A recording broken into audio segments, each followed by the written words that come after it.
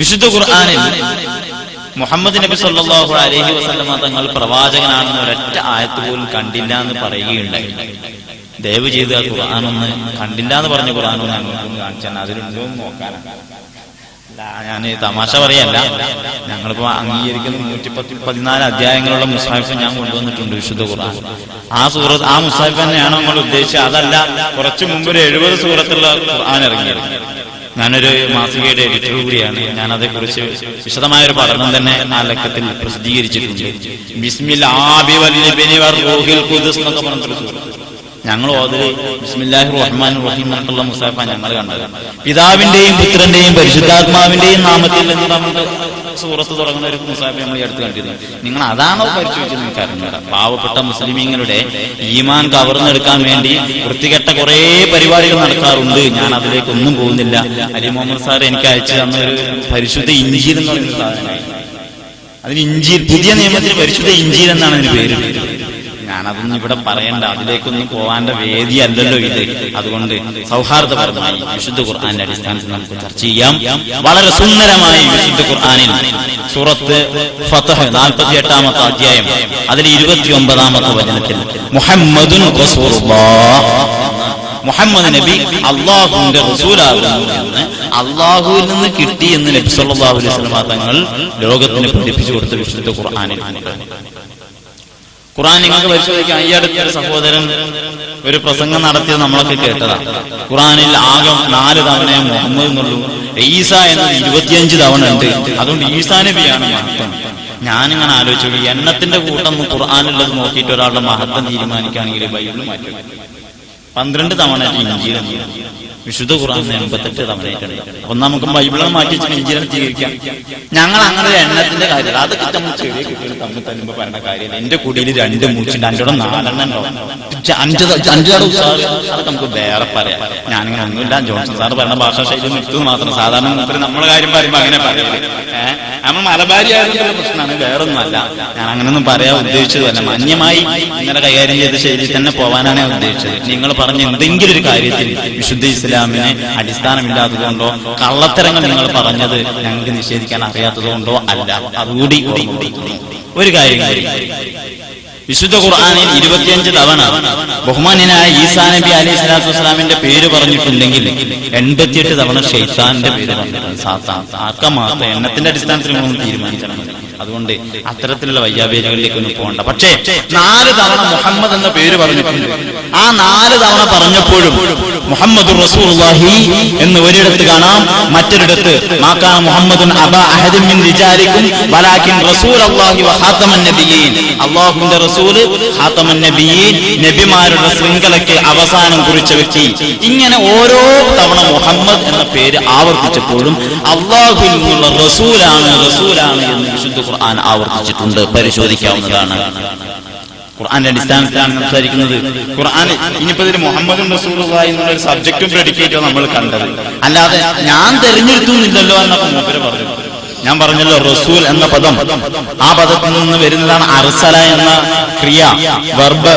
വിശുദ്ധ ഖുർആനിൽ 4 തവണ ഇന്നാ അർസൽനാക എന്ന്, ഇന്നാ അർസൽനാക ബിൽ ഹഖി, യഥാർത്ഥ മതത്തിന്റെ സന്ദേശവുമായി നാം നിന്നെ റസൂലായി നിയോഗിച്ചിരിക്കുന്നു. റഫറൻസ് നിങ്ങൾക്ക് വേണമെങ്കിൽ എഴുതി വെക്കാം. 2-ാം അധ്യായം വിശുദ്ധ ഖുർആനിലെ സൂറത്തുൽ ബഖറയിലെ 119-ാമത്തെ ആയത്ത്, 33-ാം അധ്യായം അൽ അഹ്സാബിലെ 45-ാമത്തെ ആയത്ത്, 35-ാമത്തെ അധ്യായം സൂറത്തുൽ ഫാത്തിറിലെ 24-ാം ആയത്ത്, 48-ാം അധ്യായം സൂറത്തുൽ ഫത്ഹിലെ 8-ാമത്തെ ആയത്ത്. ഇവിടെയൊക്കെ അള്ളാഹു പറയാണ്, ഞാൻ നിങ്ങളെ റസൂലായിട്ട് നിയോഗിച്ചിട്ടുണ്ട്. ഇനിയിപ്പോ അതുണ്ടെങ്കിൽ അല്ലേ പിന്നെ നമുക്ക് മറ്റുള്ളതൊക്കെ ചർച്ച ചെയ്യേണ്ടി വരുള്ളൂ. ഇനിയിപ്പോ അതില്ലാത്ത ഇടങ്ങളുകൊണ്ട്, അത് കാണാത്ത ഇടങ്ങളുകൊണ്ട് പ്രയാസപ്പെടണ്ട. ഇനി കാണുന്നില്ലെങ്കിൽ ഞാൻ കാണിച്ചു തരാൻ, നമ്മുടെ വ്യവസ്ഥയിലുള്ളതാണ്. ആവശ്യപ്പെട്ടാൽ മധ്യസ്ഥന്മാർ മുഖേന നമ്മൾ ഉദ്ധരിക്കുന്ന എവിഡൻസുകൾ കാണിച്ചു തരാമെന്ന് നമ്മൾ സമ്മതിച്ചതാണ്. കാണിച്ചു തരാൻ ഞാൻ അർഹനാണ്. മറ്റൊരു കാര്യം, മുമ്പുള്ള ഒരു കാര്യത്തെയും പിന്നെ വരുന്ന പ്രവാചകൻ നിഷേധിക്കുകയില്ല. അതിന്റെ തുടർച്ചയായിട്ട് ഇങ്ങനെ പറയുന്ന ഞാൻ ചോദിക്കട്ടെ, നിങ്ങളുടെ കയ്യിലുള്ള ഈ ബൈബിൾ, സത്യവേദ പുസ്തകം ഞാൻ കൊണ്ടുവന്നിട്ടുണ്ട്. ഒരുപാട് ബൈബിൾ എന്റെ കയ്യിലുണ്ട്. ഇന്നിപ്പോ തൽക്കാലം, ഇന്നലെ നിങ്ങൾ ഇതിൽ തന്നെ ഉദ്ധരിച്ച് കണ്ടപ്പോൾ തൽക്കാലം ഇത് മതി, ഇത് മാത്രം എടുക്കണം. ഇതില് മോശെ പ്രവാചകൻ വളരെ സുന്ദരമായി അദ്ദേഹത്തിന്റെ സന്ദേശം സമൂഹത്തിന് പഠിപ്പിച്ചു കൊടുത്തപ്പോ അവർക്ക് വിവാഹമോചനം അനുവദിച്ചു. എന്തേ ബഹുമാനപ്പെട്ട യേശുക്രിസ്തു വന്നിട്ട് അത് വേണ്ടാന്ന് വെച്ചു? ഇത് മുമ്പ് പറഞ്ഞ സന്ദേശത്തിനെതിരല്ലേ? അപ്പൊ ഒരു പ്രവാചകൻ ഒരു കാലഘട്ടത്തിൽ വന്ന് മുൻകാലത്ത് വന്ന് ഏതെങ്കിലും ഒരു പ്രവാചകനെ നിഷേധിക്കുന്നതോടുകൂടി അദ്ദേഹത്തിന്റെ സന്ദേശം സ്വീകാര്യ യോഗ്യമല്ല എന്ന് എവിടുന്ന് നിങ്ങൾ പഠിച്ചത്? ബൈബിളിന്റെ അടിസ്ഥാനത്തിൽ അതിന് നിലനിൽപ്പുണ്ടോ? പിന്നെ മൂപ്പര് ഭയങ്കര വേജാറ്, ദുരാത്മാവായ പിശാചിന്റെ ആഭിചാരത്തിന്, സിഹിറിന് നബി സല്ലല്ലാഹു അലൈഹി വസല്ലം തങ്ങൾ വിധേയനായി. ഒരു പ്രവാചകന് സിഹിറിന് വിധേയാകുമോ? ഒരു ദൈവത്തിന് കുരിശിൽ മരിക്കാൻ പറ്റുമോ? എന്റെ സംശയം അതാണ്. വളരെ വ്യക്തമായി അദ്ദേഹം ഇവിടുന്ന് പറയുകയാണ്. ചരിത്ര വസ്തുക്കളുടെ അടിസ്ഥാനത്തിൽ സ്ഥിരപ്പെട്ട കാര്യമാണ്. ആയിക്കോട്ടെ, വാദത്തിന് വേണ്ടി ഞാൻ സമ്മതിച്ചു തരാം. ചരിത്ര വസ്തുക്കളുടെ വെളിച്ചത്തിൽ സ്ഥിരപ്പെട്ടിരിക്കുന്നു യേശു കുരിശിൽ മരിച്ചു. ദൈവം മരിച്ചു. ഇന്നലെ ഇപ്പൊ നമ്മളിത് ഒരു കക്ഷി ഞാനൊന്ന് പിൻവാങ്ങാം. കാരണം ഇന്നലെ ദൈവമാണ് സ്ഥാപിക്കാൻ കഴിയില്ലെന്ന് പറഞ്ഞ് നമ്മൾ പിരിഞ്ഞതാണ്. അതുകൊണ്ട് തൽക്കാലം എന്താ പിന്നെ ആ ആരോപണം വേണ്ടെന്ന്. പിന്നെ വേറൊന്ന്, എന്താ വർക്കത്തിന് നോക്കല്, പിന്നെ ഇത് മൂസാ നബിക്ക് ഇറങ്ങിയ അതേ ജിബ്രീലാണ് നിന്റെ അടുക്കൽ വന്നു എന്ന് നബി സല്ലല്ലാഹു അലൈഹി വസല്ലം തങ്ങളോട് സമ്മതിച്ചിട്ടുണ്ട് എന്ന് ഖദീജ ബിബി കൂട്ടിക്കൊണ്ടപ്പോ സമ്മതിച്ചു. ഇതന്നെയാണ് ഞങ്ങളെ ബൈബിളിന്റെ അടിസ്ഥാനത്തിൽ റസൂലുള്ളാഹിന്റെ വ്യക്തിത്വം ഇവിടെ വെളിപ്പെട്ടിരിക്കുന്നത്. ഇവിടെ പറഞ്ഞ എന്താ? അഹ്ലുൽ ഇൻജീൽ, അഹ്ലു കിതാബ്, അഹ്ലു തൗറാത്ത് അവരുടെ വേദത്തിന്റെ അടിസ്ഥാനത്തിൽ സ്ഥിരപ്പെടണമെന്നാ നിങ്ങൾ പറഞ്ഞത്. എന്നിട്ട് വറക്കത്ത് ബിൻ നൗഫലിനെ പറ്റി പരിചയപ്പെട്ടു. മൂപ്പര് ക്രിസ്ത്യാനിയായിരുന്നു. വകാന ശൈഖൻ ഖദ അമിയ, അന്ധത ബാധിച്ച ഒരു വയോവൃദ്ധനായിരുന്നു. വകാന യതറജമുൽ ഇൻജീല മിനൽ ഇബ്രാനിയത്തി ഇലൽ അറബിയ, അബ്രാനി ഭാഷയിൽ നിന്ന് ഹീബ്രു ഭാഷയിൽ നിന്ന് അറബി ഭാഷയിലേക്ക് അദ്ദേഹം ഇൻജീൽ ട്രാൻസ്ലേറ്റ് ചെയ്യാറില്ലായിരുന്നു. ആ ഇൻജീൽ ട്രാൻസ്ലേറ്റ് ചെയ്യുന്ന ആള് മോശെ പ്രവാചകന്റെ തോറായുടെ അടിസ്ഥാനത്തിൽ പറയുകയാണ്. മോശെ പ്രവാചകന്റെ അടുത്തേക്ക് വന്ന ആൾ തന്നെയാണ് ജിബ്രീലിന്റെ അടുത്തേക്ക്. ഇപ്പൊ നിങ്ങളെ സംശയം തീർന്നല്ലോ. ബൈബിളിന്റെ അടിസ്ഥാനത്തിൽ ഇപ്പൊ നിങ്ങളെ വ്യവസ്ഥ അതേ ഓർക്കിപ്പോ അറിയേണ്ടത് ബൈബിളിന്റെ അടിസ്ഥാനത്തിൽ സ്ഥിരപ്പെടണമെന്ന. പിന്നെ വേറൊരു കാര്യം, ഇഞ്ചീൽ കൊണ്ട് വിധിക്കട്ടെ എന്ന് പറഞ്ഞത് ഈ ബൈബിൾ കൊണ്ട് വിധിക്കട്ടെ എന്ന് ഖുർആൻ എവിടെയാണ്? നിങ്ങളൊന്ന് കാണിച്ചു തരാം. ഞങ്ങൾ വിശ്വസിക്കുന്ന ഇഞ്ചീൽ കിതാബ, ബഹുമാനപ്പെട്ട ഈസാ നബി പറഞ്ഞ എനിക്ക് കിതാബ് കിട്ടി. ഇതിലിപ്പോ ഈസാ നബിന്റെ സുവിശേഷം കണ്ട് സുവിശേഷം ഉണ്ടോ? അല്ല, ഞാൻ സംശയം ചോദിക്കാം. ഞാൻ കണ്ടത് അക്കോർഡിംഗ് ടു മാത്യു എന്നിട്ടുണ്ട്. അതിന്റെ അർത്ഥം മാത്യു കാണിച്ച അഭിപ്രായ പ്രകാരം എന്നാണ്. മാത്യു കാണിച്ച, പക്ഷെ അത് മത്തായി എഴുതിയ എന്നാണ് അടിയിലുള്ളത്. മത്തായി എഴുതിയ സുവിശേഷം, മാർക്കോസ് എഴുതിയ സുവിശേഷം. സുവിശേഷം എന്നുള്ളത് ഇപ്പൊ ഇഞ്ചി എന്നുള്ള പദത്തിന്റെ മലയാള പദമാണല്ലോ. അതല്ലാന്ന് പറയുകയാണെങ്കിൽ ബൈബിളാണ്. ഇഞ്ചിയിൽ ലൂക്ക എഴുതിയ സുവിശേഷം. അദ്ദേഹം ബഹുമാനപ്പെട്ട അലി മുഹമ്മദ് സാറ് എനിക്ക് അയച്ചു തന്നു. പരിശുദ്ധ ഇഞ്ചീൽ എന്നാ പേരിട്ടത്. അതിന്റെ ഉള്ളിലുള്ളത് മത്തായിയുടെ ഇഞ്ചീൽ, അതേപോലെ ലൂക്കായുടെ ഇഞ്ചീൽ. എവിടെ ഈസാ നബിയുടെ ഇഞ്ചീൽ? ഞങ്ങൾ ഈസാ നബിന്റെ ഇഞ്ചീലാണ് വിശ്വസിക്കുന്നത്.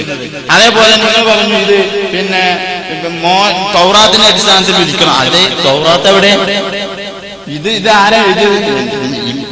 ഈ പഞ്ചഗ്രന്ഥികൾ എന്ന് പറയുന്നത് ആരാ എഴുതിയെന്നൊരു തീരുമാനത്തിൽ നിങ്ങൾ എത്തിയിട്ട് പോരെ ആ ജാതി വെല്ലുവിളിയൊക്കെ? സഹോദര, നമ്മൾ വിഷയം അവതരിപ്പിക്കേണ്ടത് അള്ളാഹുവിന്റെ റസൂലായി വന്ന മുഹമ്മദ് നബി സല്ലല്ലാഹു അലൈഹി വസല്ലം പ്രവാചകൻ അല്ല എന്ന് വിശുദ്ധ ഖുർആനിന്റെ അടിസ്ഥാനത്തിൽ സംസാരിക്കാൻ വേണ്ടി. അത് പല്ലിനെ കൊല്ലലാണോ പൂച്ചനെ കൊല്ലലാണോ? അതിന് നമുക്ക് വേറെ വ്യവസ്ഥ ചെയ്താണ്. പല്ലിനെ കൊല്ലാൻ പറ്റുമോ, പൂച്ചനെ കൊല്ലാൻ പറ്റുമോ, എപ്പ കൊല്ലണം, എങ്ങനെ കൊല്ലണം? ഈ വേദി തുടരുന്നല്ലേ നമ്മൾ പ്രഖ്യാപിച്ചിട്ടുള്ളത്. സന്തോഷമാണ്. നമ്മൾ പറഞ്ഞ വിഷയത്തിലേക്ക് വരണ്ടേ? നിങ്ങള് ആ വിഷയത്തിൽ ഒതുങ്ങി സംസാരിക്കണ്ടേ? പിന്നെ ആത്മഹത്യ ചെയ്യുന്നു എവിടെയാണ് കാണിച്ചത്? നമ്മളിതുവരെ ഏത് ഖുർആനിലാണ് ഇപ്പൊ മുഹമ്മദ് നബി ആത്മഹത്യ ചെയ്യാന്ന് പറഞ്ഞത്? അത് നമ്മൾ ഇൻഷാ അല്ലാഹ് നമ്മളിവിടെ ഒരു തെളിവ് എവിഡൻസ് ഹാജരാക്കുന്നാണല്ലോ പറഞ്ഞത്. ഈ എന്റെ പ്രസംഗം ശല്യമാവണ്ട, അതിന്റെ ഇടയ്ക്ക് അതിന് കാണിച്ചു തരും വേണ്ട. നമുക്ക് അതിനൊന്നും കൂടിയിരിക്കാം. എന്നിട്ട് മുഹമ്മദ് നബി ആത്മഹത്യ ചെയ്യുന്നു പറഞ്ഞു ഖുർആന്റെ അടിസ്ഥാനത്തിലാണ് നമ്മളെ ചർച്ച. അതൊന്ന് കാണിച്ചു തരുന്നത് വളരെ വിനീതമായി ഞാൻ. പിന്നെ മൂപ്പർക്ക് ഖുർആൻ വായിക്കുമ്പോൾ സ്വാഭാവികമായി കുറെ സംശയങ്ങൾ ഉയരുന്നുണ്ട്. ത്വലാഖ് ഇടാൻ പറ്റുമോ, വിധവനെ കെട്ടാൻ പറ്റുമോ, വിധവനെ ആദ്യം കെട്ടിയ ആള് പിന്നെ ഒഴിവാക്കിയ പിന്നെ അറ്റാക്ക് കെട്ടാൻ പറ്റും, ഒരുപാട് സംശയങ്ങൾ. നമുക്ക് വ്യവസ്ഥ ചെയ്താൽ നമ്മൾ ഇന്നത്തെ ചർച്ച എന്താ സഹോദര? മുഹമ്മദ് റസൂലുള്ളാഹി, മുഹമ്മദ് നബി വിശുദ്ധ ഖുർആന്റെ അടിസ്ഥാനത്തിൽ പ്രവാചകനാണ് എന്നാണ് ഞങ്ങളുടെ വാദം. അത് വളരെ സുന്ദരമായി ഞാൻ പറഞ്ഞു. മുഹമ്മദുൻ റസൂലുള്ളാഹി, വിശുദ്ധ ഖുർആൻ 48-ാം അധ്യായം 29-ാമത്തെ വചനം. പിന്നെ മൂപ്പർക്ക് അള്ളാഹ് തെരഞ്ഞെടുക്കണമെന്ന് നേരിട്ട് പറഞ്ഞിരിക്കണോ എന്നുള്ളതാണ് സംശയം. അതും ഞാൻ 4 ആയത്തുകൾ ഉദ്ധരിച്ചു കഴിഞ്ഞു. ഇനി പിന്നെ മൂപ്പർക്കുള്ള സംശയങ്ങൾ തീർത്തു കൊടുത്തന്ന പിന്നെ നമ്മളെ വിഷയത്തിന്റെ കൂട്ടിൽ തന്നെ കാര്യങ്ങൾ പോകണം. പിന്നെ അതിന്റെ ഇടയ്ക്ക് മുഹമ്മദ് നബി യഹോവയുടെ നാമത്തിൽ വന്നില്ല. ഇത് ഞാനൊന്ന് പൊളിച്ചടക്കി തന്നാലേ സാറേ. നേരത്തെ പരിപാടിയിൽ ജോൺസൺ സാറിനെ അറിയാപ്പോ ആ CD മൂപ്പർക്ക് നമ്മളെ ബഹുമാന്യനായ ഇന്നത്തെ മോഡറേറ്ററാണ് മൂപ്പർക്ക് അത് വീട്ടിൽ കൊണ്ടുപോയി കൊടുത്തത്. എന്താ യഹോവ എന്ന പേര് അറിയാത്തത് കൊണ്ട് മുഹമ്മദ് നബി പ്രവാചകനല്ലാന്ന് ജെറി തോമസ് പ്രസംഗിച്ചു. അതിന്റെ ക്ലിപ്പൊക്കെ കമ്പ്യൂട്ടറിലുണ്ടെന്നാണ് എനിക്ക് ഓർമ്മ. എന്താണ് യഹോവ എന്ന പേര്? ഞാൻ ഇന്നലെ ഇവിടെ അത് വായിച്ചതാണ്. യഹോവ എന്നുള്ള പേര് എങ്ങനെ വായിക്കണ്ടേ നിങ്ങൾ തീരുമാനത്തിലെത്തി. ആദ്യം ഞാൻ ഈ യഹോവ എന്നുള്ള പേര് ഞാമത് അരാം വംശക്കാര് അതിനെക്കുറിച്ച് വിശ്വസിക്കുന്നത് ഇതൊരു പർവ്വത ദേവന്റെ പേരാണെന്നാണ്. ഞാൻ വെറുതെ പറയുന്നതല്ല. ബൈബിളില് നമ്മളിപ്പോ ഇന്ന് ബൈബിൾ എടുക്കാനൊന്നും ഉദ്ദേശിച്ച് വന്നതല്ല. വേണ്ടി വരും എനിക്കറിയാം. കാരണം ഖുർആന്റെ അടിസ്ഥാനത്തിൽ സ്ഥാപിക്കാൻ കഴിയുന്ന നിങ്ങളൊരു അവകാശവാദം പറയുമ്പോൾ അതിന് സ്ഥാപിക്കാൻ കഴിയുന്ന നമുക്ക് നല്ല വിശ്വാസമുണ്ട്. അതുകൊണ്ട് നിങ്ങൾ എവിടെയൊക്കെ ഇന്നലെ കുറെ വഴി തെറ്റിക്കാൻ ശ്രമിച്ചതല്ലേ. ഖുർആനിൽ അങ്ങനെ എന്തെങ്കിലും ഉണ്ട്. എന്റെ മാന്യത കൊണ്ട് വഴി വിടാൻ സമ്മതിക്കയില്ല എന്നെ കണിശമായ തീരുമാനം കൊണ്ടാണ് ഞാൻ പ്രകോപിപ്പിക്കാൻ ശ്രമിച്ചു. ഒരു ഉച്ചസ്ഥാനത്ത് അവിടെ പറഞ്ഞല്ലേ ഞാനെങ്ങാനും ബൈബിൾ എടുക്കാൻ പറയാൻ തുടങ്ങി. യെഹെസ്കേലിന്റെ 23-ാം അധ്യായം മുസ്ലിം സുഹൃത്തുക്കൾക്ക് അറിയാമെന്നല്ല, ബൈബിളിലുണ്ട്. യെഹെസ്കേൽ എന്ന് പറയുന്ന പുസ്തകം 23-ാം അധ്യായങ്ങളൊന്ന് വായിച്ചാൽ മതി. അത് മാത്രം ഞാനിപ്പോ പറയുന്നുള്ള അതിനെ പറ്റി 300 അതുപോലെ യഹോവ എന്ന് പറയുന്ന വേറൊരു പർവ്വത ദേവന്റെ പേരാണെന്ന് ബൈബിള് പറഞ്ഞിട്ടുണ്ട്. ഞാൻ പറഞ്ഞതല്ല. എന്നിട്ട് ഇപ്പൊ ഈ പർവ്വത ദേവന്റെ പേരിൽ റസൂലുള്ളാഹി വരണം എന്നാ നിങ്ങൾ പറഞ്ഞത്. അള്ളാന്റെ പ്രവാചകനായി വരുന്ന ആള് ഇവന് പർവ്വത ദേവന്റെ പേരിൽ വരണം എന്നാ പറയുന്നത്. ഞാൻ അതിന്റെ റെഫറൻസ് പറഞ്ഞുതരാം. ഇനി പോയിട്ട് അത് എവിടെയാണ് തെരഞ്ഞു കണ്ടുപിടിക്കാൻ വേണ്ടി ബൈബിൾ മുഴുവൻ വായിച്ചിട്ട് കണ്ടില്ല ഞങ്ങളൊന്നും പറഞ്ഞിട്ട് എന്റെ ഫോൺ നമ്പർ തിരഞ്ഞെടുക്കുന്നു വേണ്ട. ഫോൺ നമ്പർ ഞാൻ വേണമെങ്കിൽ തരാം. എനിക്ക് ആ ബേജാറൊന്നുമില്ല. ഇപ്പൊ പറയുന്നത് 1 രാജാക്കന്മാർ 20-ാം അധ്യായം വായിച്ചാൽ മതി. യഹോവ എന്ന് പറയുന്ന പർവ്വത ദേവന്റെ പേരാ. റെഫർ ചെയ്യാൻ സൗകര്യം ഒന്ന് മറിച്ചു നോക്കിക്കോളൂ. എന്നിട്ട് ഇപ്പൊ ഈ പർവ്വത ദേവന്റെ പേരിൽ റസൂലുള്ളാഹി വന്നില്ല എന്നാണ് ഒരു ബേജാറ്. ഏതാ ഈ റസൂലുള്ളാഹി? അറബി ഭാഷ സംസാരിക്കുന്ന ക്രിസ്ത്യാനികളില്ലേ, ഓല് ദൈവത്തിന് എന്താ വിളിക്കുന്നത്? അറബി ബൈബിൾ എന്റെ കയ്യിൽ ഇന്നലെ ഞാൻ ഉദ്ധരിച്ചു. ബഹുമാന്യനായ ഈസാ നബി ഞാൻ മനുഷ്യനാണെന്ന് പറയുന്ന കൊട്ടേഷൻ ഇൻസാൻ കല്ലമക്കും ബിൽ ഹഖ് അല്ലദീ സമിഅഹു മിനല്ലാഹ് അറബികൾ ഉപയോഗിക്കുന്ന ബൈബിളാണ് ഞാൻ പറഞ്ഞത്.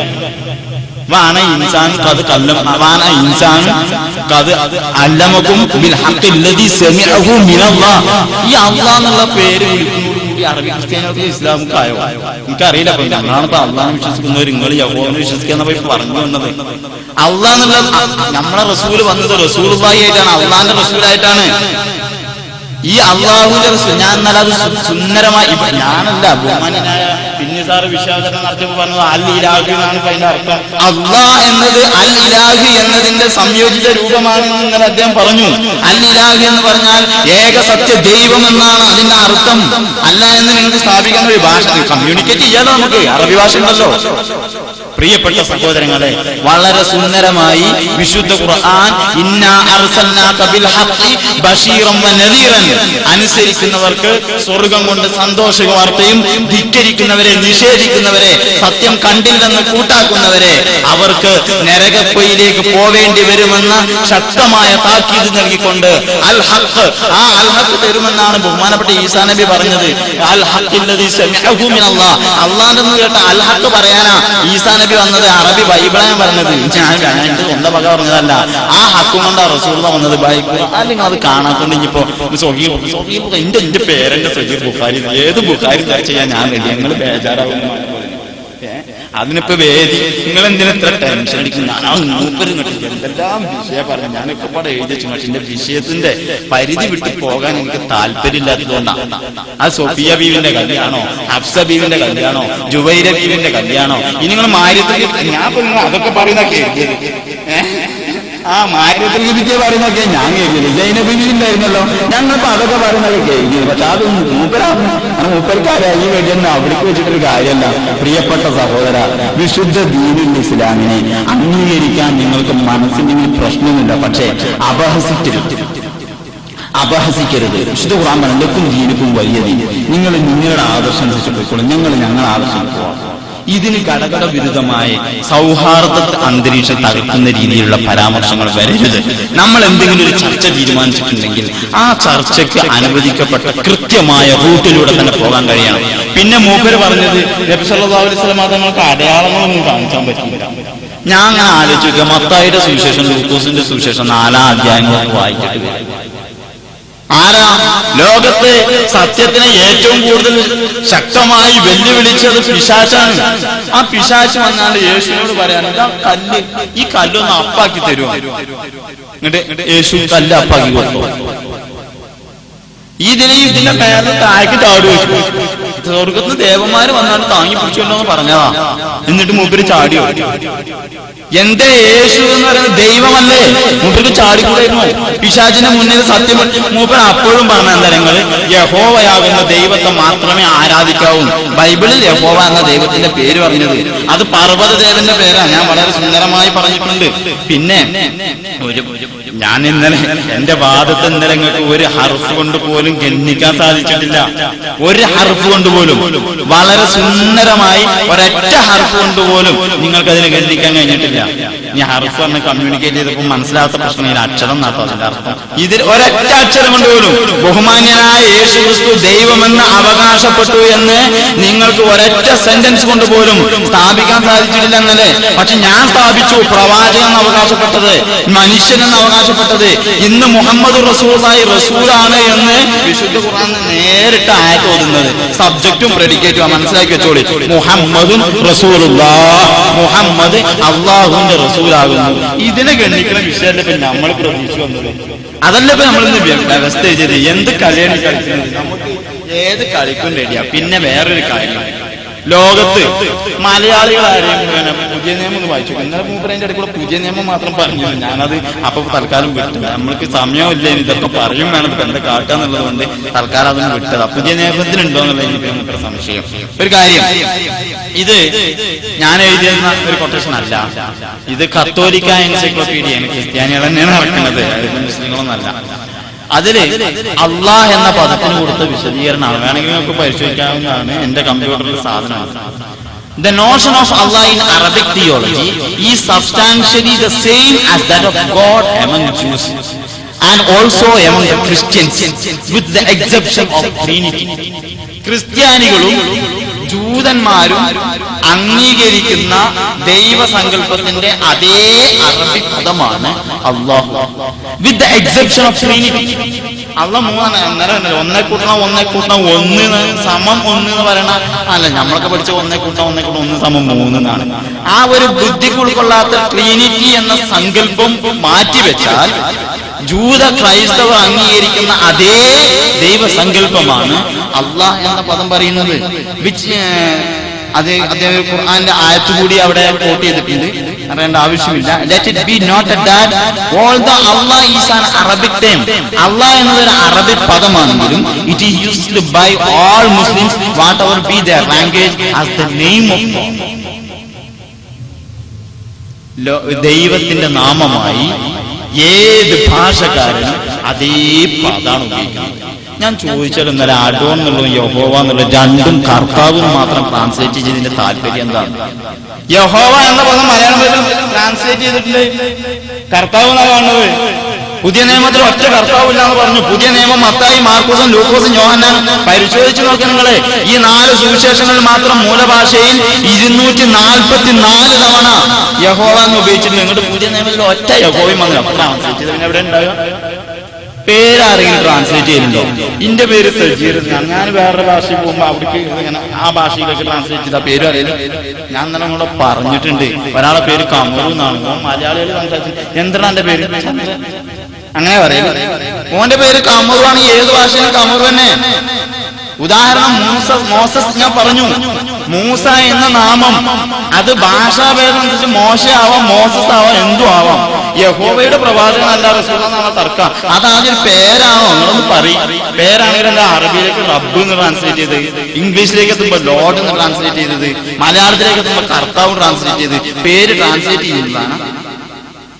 ഇത് എവിടുത്തെ സംവിധാനം നമ്മൾ അറിയില്ല. നമ്മൾ ഉണ്ടെങ്കിൽ പഠിപ്പിച്ചാൽ നമ്മളിതൊക്കെ സ്വീകരിക്കാൻ റെഡിയാണ്. വിശുദ്ധ ഖുർആന്റെ അടിസ്ഥാനത്തിൽ അള്ളാഹുവിന്റെ പ്രവാചകൻ മുഹമ്മദ് റസൂലുള്ളാഹി സ്വല്ലല്ലാഹു അലൈഹി വസല്ലം തങ്ങൾ മാലോകരിലേക്ക് വന്നപ്പോ മൂപ്പർ അടയാളങ്ങൾ കാണിച്ചില്ല. എന്തുമാതിരി അടയാളങ്ങൾ കണ്ടിട്ടുണ്ടോ, വായിച്ചിട്ടുണ്ടോ?